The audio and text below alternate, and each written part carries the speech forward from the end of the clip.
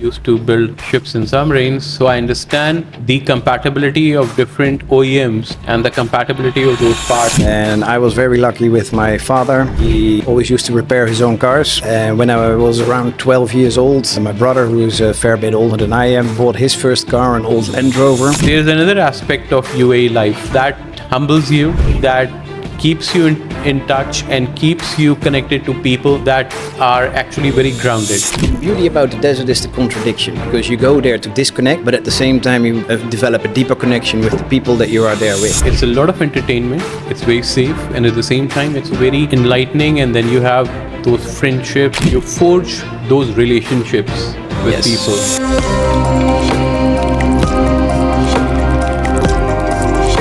Hello and welcome to another episode of The Break Buzz. Today, don't get perturbed by the background that we have. It's happy birthday, and that birthday corresponds to one of our team members. So we just had a birthday celebration, and now we're jumping back on the podcast. Out of all the introductions I've done till now, this has certainly been one of the toughest introductions. Today, I'm honored to have in the studio with me a dear and a great friend, Rinka Pels. Rinka and I go way back. We share some similar hobbies, and we're going to talk about everything under the sun pertaining to our lives here in Dubai. So welcome, Rinka. How are you? I'm doing awesome. Thank you very much, Asim. And thank you very much for inviting me. It's an honor to be here. And I can say one of the things on our relationship over the last years is that we've never had a silent moment. We've always find something to talk about, and there's always a listening ear. And talking is one thing, but having an ear that actually listens, that means a lot. So my appreciation to you for that. And thank you again for having me here. You're one of the few people, I would say, before we actually get into the thick of things, that we just call each other, and just by the tone of voice, we understand what's going on at the other end. So I'm very lucky and very blessed to have you in my life in a capacity of that dear friend who would always have that listening ear and who will always have my back wherever I am. It goes both ways. So thank you for that. Thank you. So on that note, after knowing me so well, after knowing me for a couple of years, you still came for this podcast. Why was that? As I earlier said, we always have something to talk about, but we never know where it goes to. But it's always interesting. So I'm here out of respect, because I really appreciate the invitation. That's one. And the second one is I'm really curious where today is going to take us. So what brought this Dutch gentleman to Dubai? Well, there's a very honest answer to that. And that was actually, I was running away from certain problems in my life. And so I had to learn the lesson that running away is a possibility, but it is a long way. So I've learned to actually take the bull by the horns, as they say. And in the meantime, when I was here, I had to start from scratch. I had a bankruptcy, but I really enjoyed my time here. The people that I met, one of them was you. Found a lot of support here, and I actually found that the environment here is very comfortable for people who are willing to put in the work and who want to build something. There's a lot of opportunity here, and that made me stay here. Wow. So, Rinka, right now you're associated with the marine business. Correct. What is that all about, and how did you land up there? So it is all about, basically the industry that I'm in is in the distributorship industry. So we supply, the company that I work for supplies everything for boat builders, boat service companies, in the small and medium-sized boats. We also supply to boat owners, and we cover a large portion of the market. And so to give you a little bit of reference, the company represents 136 brands. We have about Wow. 17,000 different part numbers. And now I know that everyone can buy pretty much all the parts online, but we have a skill set in-house where we know how to combine all those different brands and all those different parts into a full-on solution for the end consumer. And that's a unique capability. So I understand a bit about the marine business myself. I've been associated with it at one point in time, used to build ships and submarines. So I understand the compatibility of different OEMs and the compatibility of those parts and the integration of those parts is actually the key business. Have you seen this business grow, and where do you see the future of this business for you? There's definitely a growth. I mean, if you look at last, I think even 4 years, if you look at at the UAE in the amount of berth in marinas, the growth, and if you then expand to the GCC, and if you see how many new berth and new marinas are being built, and even in North Africa, in like Egypt and Morocco, so there is definitely a growing market, and we see it as well as a company. So when we went into COVID, we were with about 28 people, and now we are reaching 100. Oh, wow. So from bankruptcy to having a team of 100 people. Correct. It's not my company. I work for the company, but I've been very honored to be part of that journey, growing it big, and we have big aspirations. So from where we are now, we actually want to multiply it by 5. Oh, wow. Yeah. So do you actually think, because we see a lot of growth in the real estate in waterfront living, and that has brought about a lot of communities which are waterfront communities. Do you think because of that environment, a lot of marine activity has increased? 100%. That has been a contributing factor? Yes. So there's only a few people that live full time on the water. So everyone wants to have, would like to have a boat, I should say, would like to have something to go out on the water, but you prefer to have a brick place, a home, Brick and mortar. and brick and mortar that doesn't continuously wobble. And and then if you have the opportunity where you're close to your boat, where you can actually look out of the window and look over the boat. And let's be honest, if you wake up in a place and you open the windows and you see the stretch of sea, you see the sun going down. That's a view that everyone wants. It's a view that you will see on every Instagram picture that attracts a lot of people. So, and that's what we love to see. So I think in that sense, it makes a lot of sense to have marinas and living going together. Yeah. So you have a passion for this waterfront activities. I've seen that myself, all the boat shows and all the new launches of the boats, and I've seen you all these events. At the same time, I see that you and I share a passion about desert, about venturing into the desert, and we all have, both of us have our own jeeps, which we have given names, awkward names at times. Why the desert? What fascinated you to venture towards that side? I started at a very young age with driving, and I was very lucky with my father. He always used to repair his own cars. When I was around 12 years old, my brother, who is a fair bit older than I am, bought his first car, an old Land Rover. And we used to work together on it to make it drivable again. And on that age, my father and my brother let me drive the Land Rover as well. So basically, my father taught me how to drive at a very young age, and up to a time where, like age 14, I was even competing in a competition with off-roading.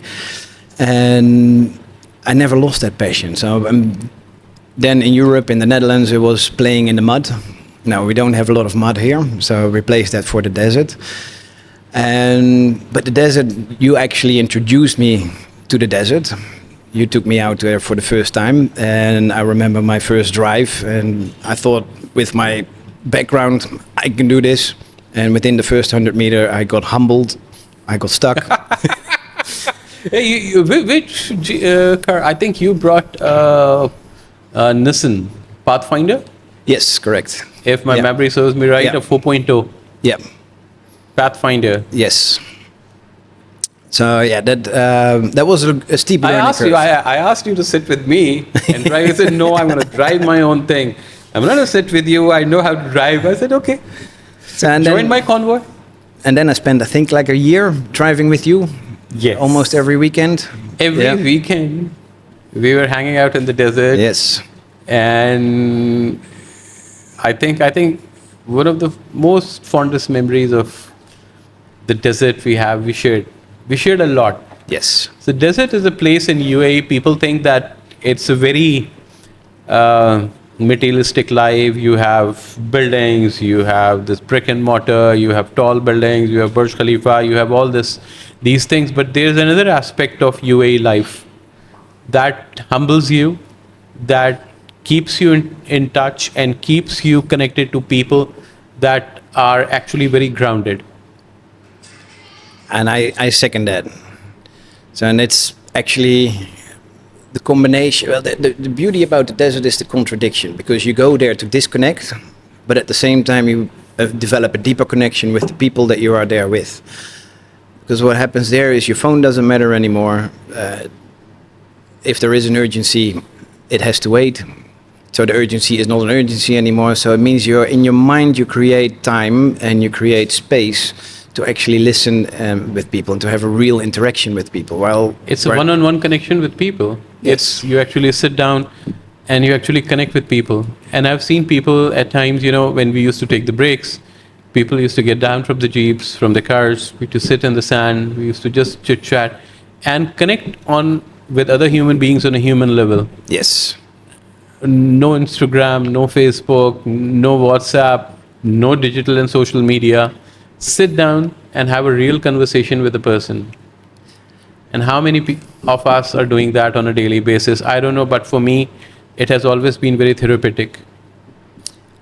Same here for me as well. And I think as human beings that we are living in one of the most busiest times around in the whole of history of mankind.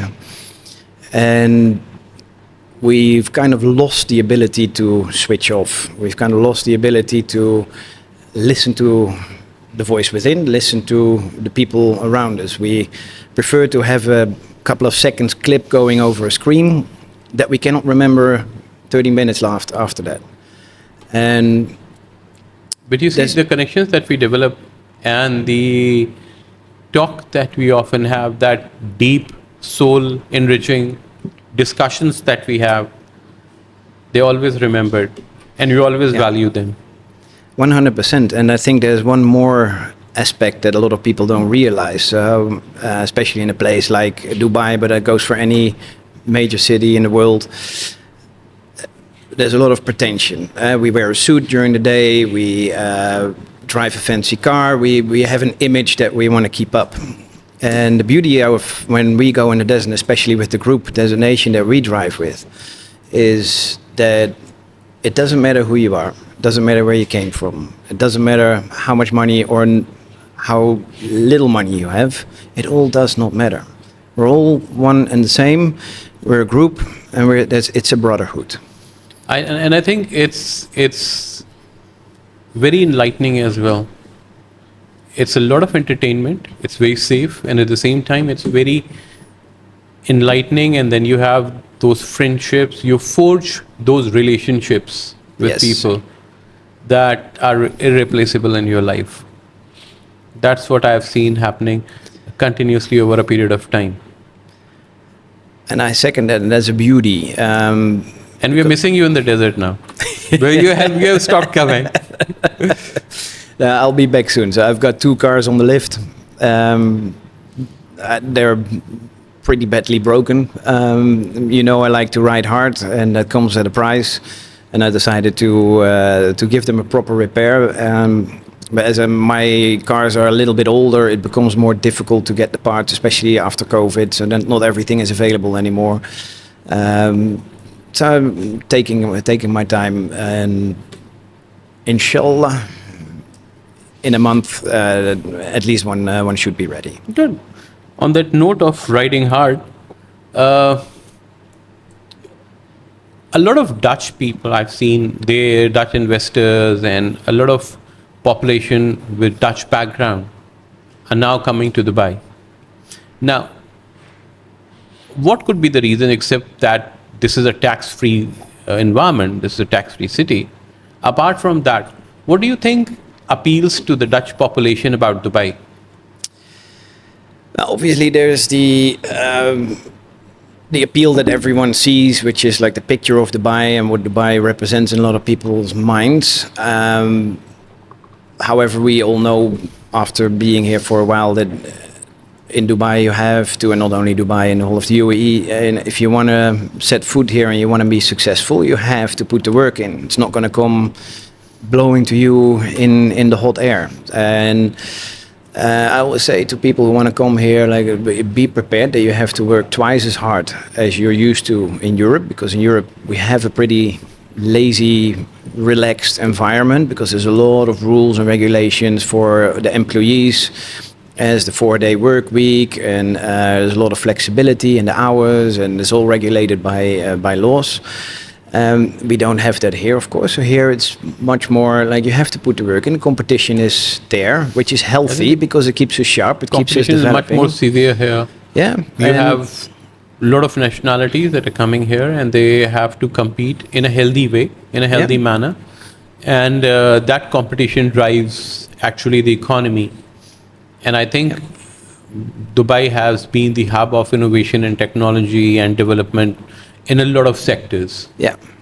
So, And what you want to go, and then coming back to your question, what drives people here from Europe? I mean, if you read the news and see the news a little bit, there's a lot of discomfort and disagreement going on in Europe,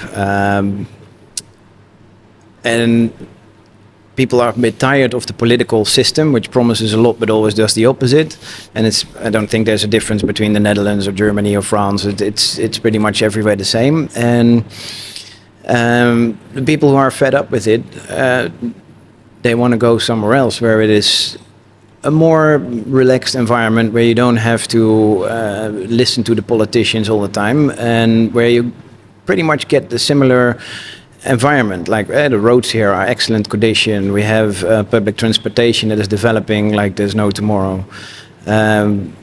If you can choose what lifestyle you want to live. You can live here in a very comfortable way, or you can live here in a very expensive way. But it's up to you. So it depends on the lifestyle that you you want. can pick and choose your Exactly.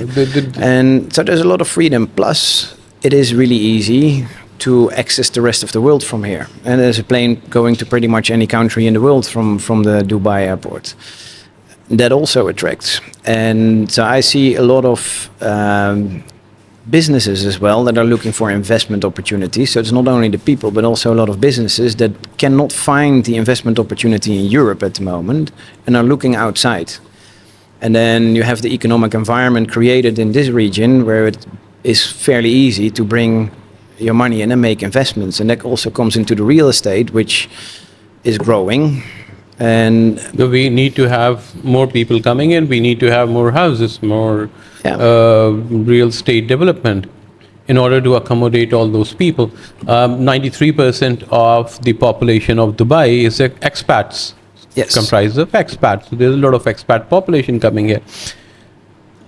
What future do you foresee for yourself? I mean, when you first came here, was that like I'm going to be in Dubai for 2 years or 3 years, then that's going to be a stopgap arrangement, and then it has transpired into how many years now?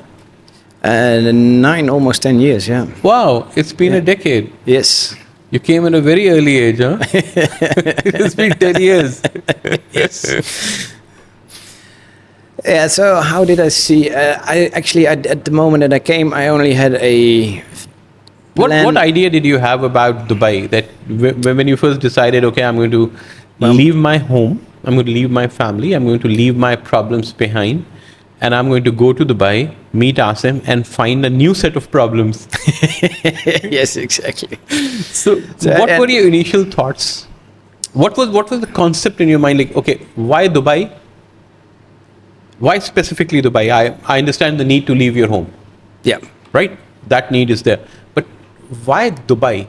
And what the concept you had at that time, and when you landed 2 years, 1 year, 6 months, or now a decade down the road, how that actual concept has evolved? Yeah, so when the first time I came here, I remember it was in August. It was bloody hot, and in the first 24 hours of me walking through the city, I had the click in my head, and I thought I can live here. And that's when I made the decision.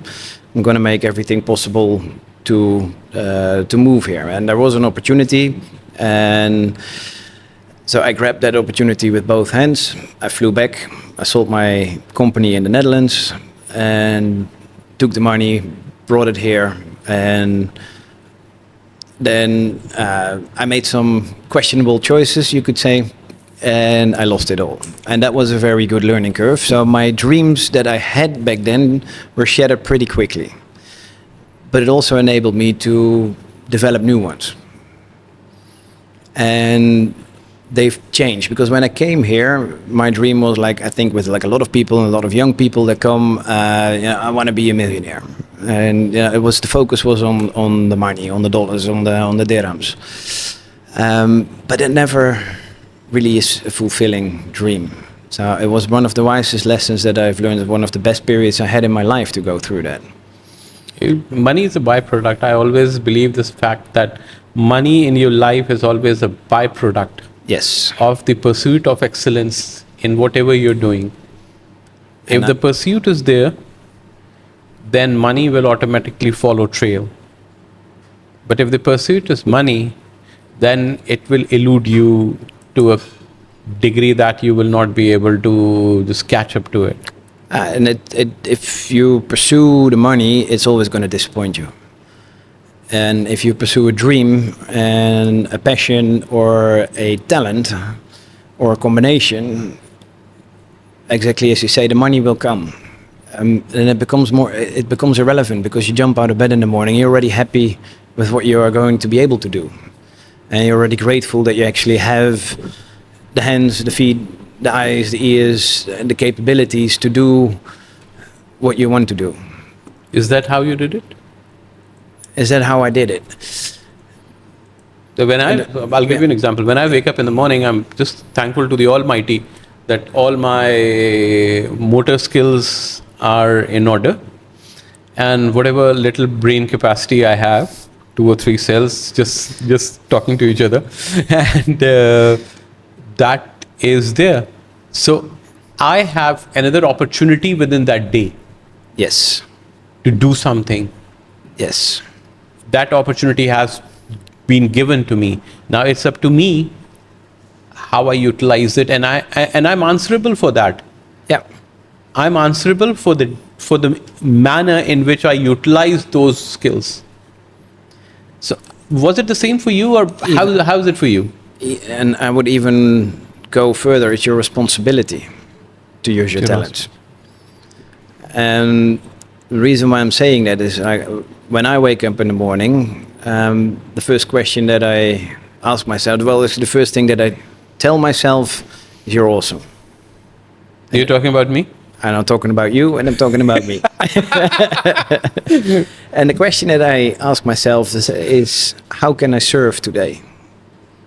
And by implementing that attitude, how can I serve? I'm not only saying it to the outside world, also how can I serve myself? Because if I am able to serve myself well, it enables me to serve the people around me better. And in the end, that's what gives me pleasure. If you get up in the morning and you're miserable, whatever you're going to absorb, you're going to reflect. Yes. So we all are blessed with an ecosystem, and it's a responsibility that whatever we absorb, we need to make that ecosystem stronger, better, more robust, and we have to enrich the lives of people surrounding us. Yes. It may sound like a cliche, but it's actually not. I don't believe that that's a cliche. I believe that my task is to enrich that ecosystem that I have created and developed around me. And I think it's the most beautiful thing one can do in their life. And you can read all the books that are out there about personal development, about how to become the best self, how to live the best life possible. It's all built out of cliches because they are true. And so it's not an abracadabra. Anyone can work towards it, but you have to work on yourself. You have to be able to look into the mirror and not put a picture perfect over yourself, but accept that you have your flaws. Maybe you're lazy, maybe you're rude or grumpy in the morning, but you have to accept that you have those uncomfortable things that are maybe not so beautiful, because that only helps to bring the real beauty out. And with that real beauty, you make other people around you happy again. And that's the ecosystem. So I'm blessed with an amazing family, although they are in a different continent. And so my mom, my dad, my sister, my aunts and aunties and nieces and nephews, all amazing people. But because I'm quite far away, I had to build my ecosystem here as well.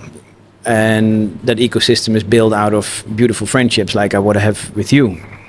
And that is a pillar that actually has become a family. And that's only possible because I think that's something we share the same. We are us. We don't hide behind the picture. I can show you my vulnerability. You're showing your vulnerability, and we are comfortable with that. And I think that's the beauty of life. You think sharing one's vulnerability is with the rest of the world is something one should do and one should be comfortable with? It takes courage.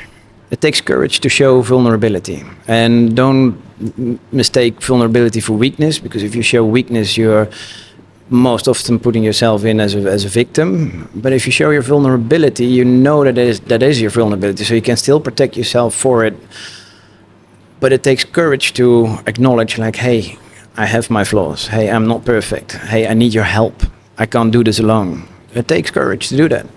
Once you have that courage, and you get the response back from the friend or the family member, from the other person, that creates a bond. And I think it takes time, it takes experiences to build that courage, because the world has become, and we have become so materialistic that we think whenever we are supposed to be alphas, and whenever we share our vulnerability or something, that's going to backfire and that's going to show us in a weak light. So you're very right.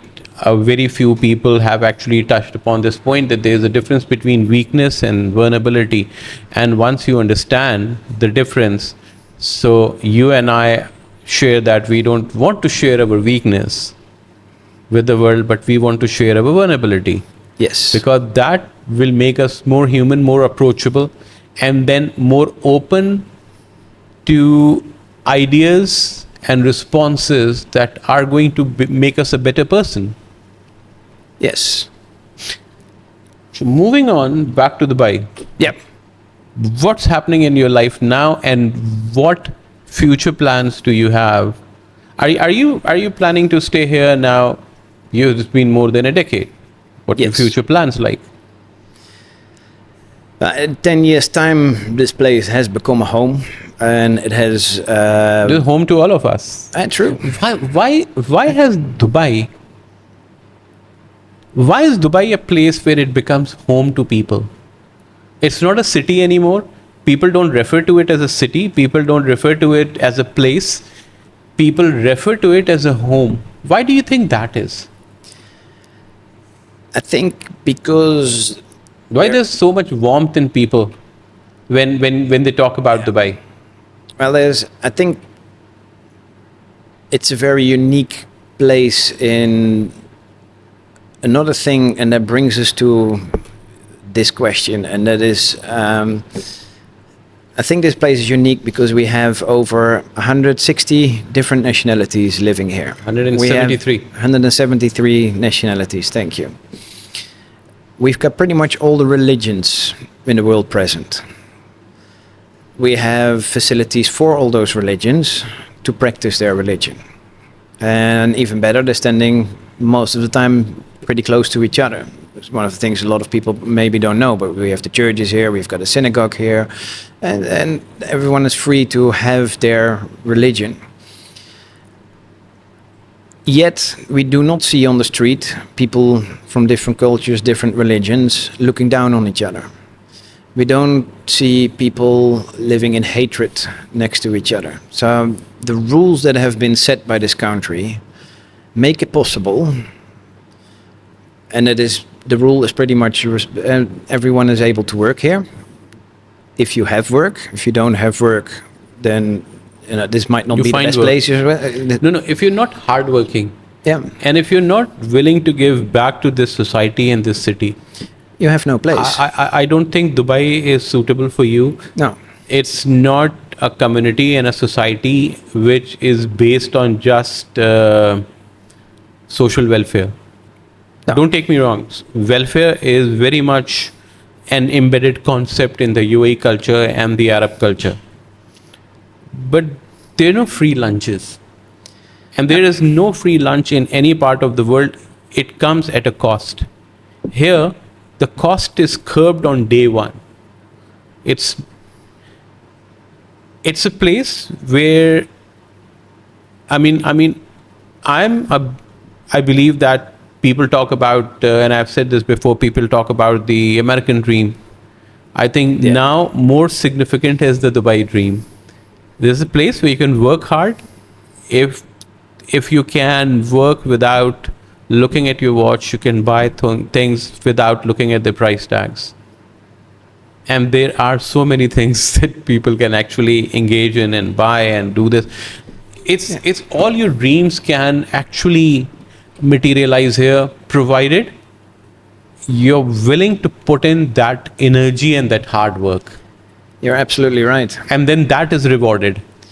And I think it has this may be something a lot of people won't like to hear, but it has very much a resemblance with Mother Nature. If you're lazy in nature, you're not going to survive.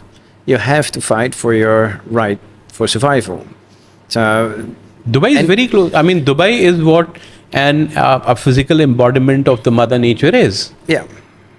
And we see a lot of places in this world where you're actually allowed to be lazy, where you're defended by government. And so many things. The tolerance level in Dubai is phenomenal. Yes. I would say that the tolerance, but tolerance of what?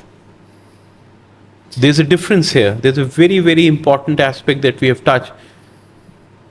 Tolerance is embedded. It's one of the core values of the society here. Yes. But tolerance of what? That is very important.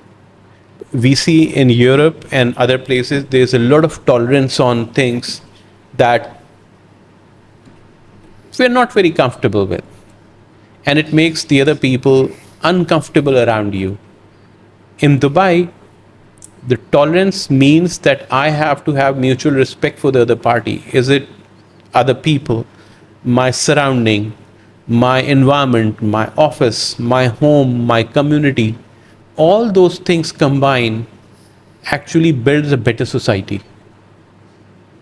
Correct. And that's where Dubai has an advantage, because it is a rather young society. We're going now to 52 years, and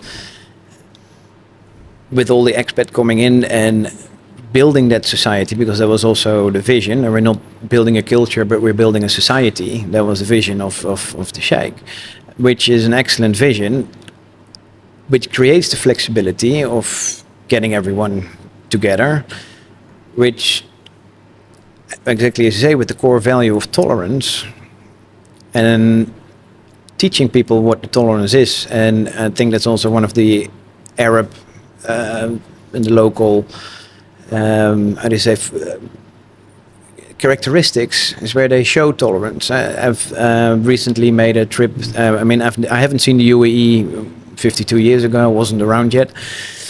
But yet, at this moment, even if we, and it's getting more and more difficult to meet real locals because we're talking about 7% of the population. I recently made a trip to Saudi where there's not so many expats, and again, you get the hand from everyone. Everyone is reaching their hand out of warmth, out of curiosity. They want to know. So there's no fear. No one, and I think that's another thing. There's no response out of fear.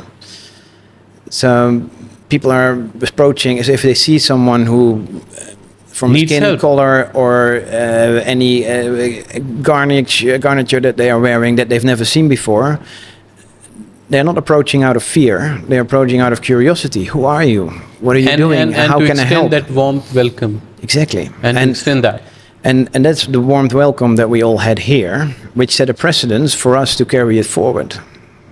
So everybody the that came society. here, we had a lot of barriers, we had a lot of apprehensions, and those apprehensions, the barriers have been just eradicated because of the society and the culture and the warmth that we received. Yes. So now that you have spent over a decade, have you decided or have you thought about putting down roots? And I'll come back to the topic of real estate now. Yeah. What do you think Dubai real estate is heading towards, and do you think this is where you would like to put down roots, buy something, live in your own home? I think it's a very safe and comfortable place to create roots. And there's one issue that a lot of people will touch on, and that's that it's not really possible yet to retire here. So there are a few links in between with a golden visa, but like really growing into your 80s and your 90s here. It's going towards there. It is going there. It's not yet there. So hence, I think a lot of people are still a little bit hesitant to put in, but I'm not afraid that it is going to happen. I can see it happen But you're sooner than very later. young to think about retirement just now. Yes and no. But yeah, what is retirement? And We'll going never back to your retire. question. You and me will never retire. Retire from what? Retirement? I just don't like that word. Retirement means like I'm retiring from life. I'm never retiring. Every day that I get up and I have all my cognitive skills about, it's another opportunity for me. Why? I wouldn't consider anything about retiring. But it depends on how one defines retiring. If retiring is that only in retirement you can enjoy life, I've retired a long time ago. I enjoy life every day of the week. So then- That's a treasure that has been bestowed on me, and why would I just stay put and not enjoy that? Exactly. So we both are retired a long time ago. So we don't need it anymore. I think what we get our energy from is by empowering the people around us to become better, to live their best lives possible. And we have people around us that are maybe younger or less experienced or both. And we can see within them, That spark. the spark, and we already know that they're going to make the same mistakes as you and I did. But we can take them by the hand and we can guide them. We can let them fall, because you need to fall in order to learn how to stand up. So everyone needs to fall. But if there's someone standing ready to help you to stand up, that's gold. But I just remembered something from this discussion. I once read that idiots make the same mistakes over and over again. Knowledgeable people do not make the same mistakes again. And very intelligent people learn from others' mistakes, and then they try and avoid that path altogether. So, do you think that we should let the ecosystem that we have developed and the footprint that we have, we should let other people make the mistakes and then we should guide them, or we can probably intervene, interject, not let them make that mistake, and they can learn from our mistakes? It is possible, but I'm going to give you a very simple example. We've both been boys, and we both. What do you mean, bean? Bean, we both are boys. We both are boys. But you remember the first time you got into contact with either a match or a candle, but the first time you met a flame. And as a boy, that flame is hugely interesting. And you have everyone around you telling you, don't touch it. You're going to hurt yourself. Don't touch it. And what did we all do? We touched it. We had to learn the hard way. We had to figure out for ourselves what the consequences were. So, I was not a very bright child.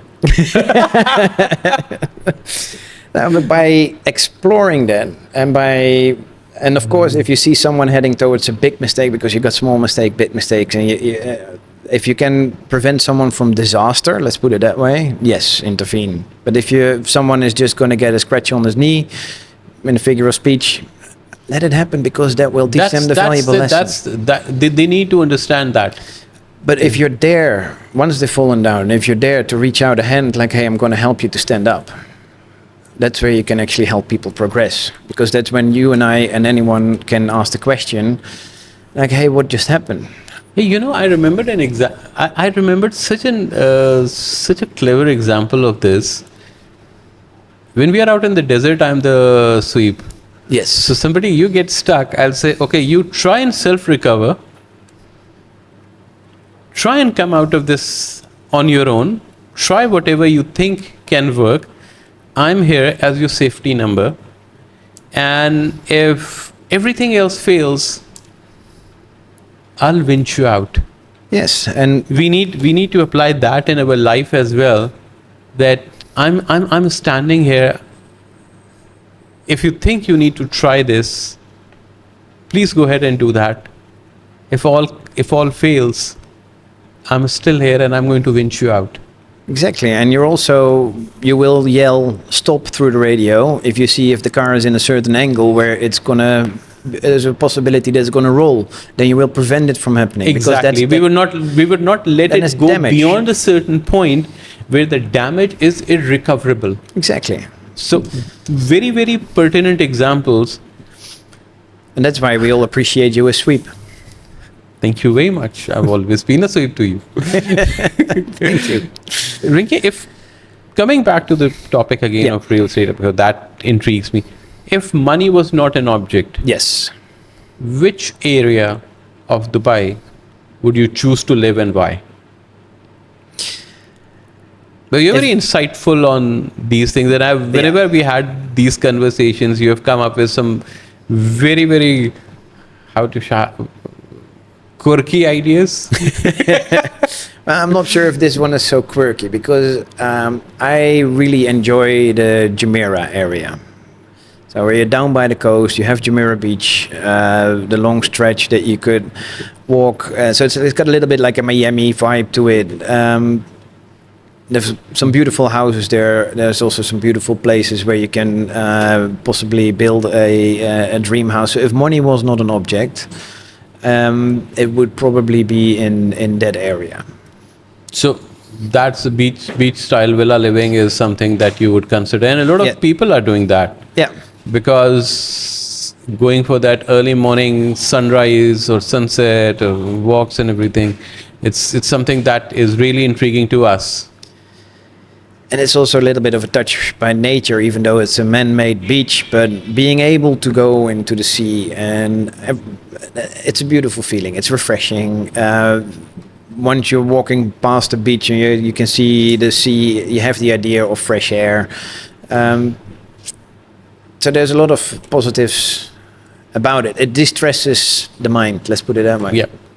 Well, Rinke, as always, it was such a enlightening experience to sit with you, chit-chat with you. I'm looking forward to such more events where I can sit along and we can talk about life. I'm all in, and thank you for this opportunity. Thank you for your words and your thoughts. And as always, we have kept it very, very kosher. The discussion has been very kosher. One thing that Rinke was a little worried about, we say, Listen, we talk a lot of things. Is that going to be on air? I said, no, we're going to keep it very kosher. And we are friends where we can have an absolutely meaningless discussion with him for an hour. And I can have an absolutely meaningful discussion with him for an hour. Very few people are blessed to have friends like this, and I'm one of them. On that note, I'm signing off for BrickBuzz this episode. Please reach out to us if you would like to know anything about real estate or life in general. Thank you. Thank you very much.